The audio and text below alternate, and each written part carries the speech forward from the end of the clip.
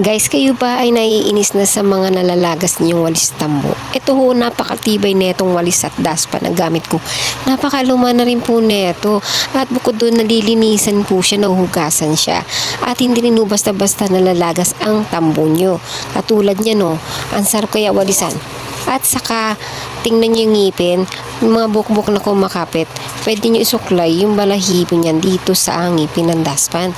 Imagine niyo, napakadaling gamitin at pwede niyo idugtong yung mismong walis tambo dito sa daspan. See? At pwede niyo rin po itong itiklop ang ating daspan at ang ating walis na pagilid. Pakahaba na po ng daspan at walis natin. Ayan, fold natin po yan para ho makakuha man lang o mailagay po natin siya sa maliit na space katulad ng bahay. Kung maliit lang po space, madali lang ho siyang itabi, hindi nakakabala, hindi nakakasabit. O di ba? Dito na lang siya sa side. O di ba hindi nakakasagabal? Kahit po saang sulok, pwede niyo po siyang ilagay na hindi kayo maabala at hindi nakakasagabal sa inyong mga ginagawa. Katulad niyan. Kaya naman huwag ko kayo pahulibin na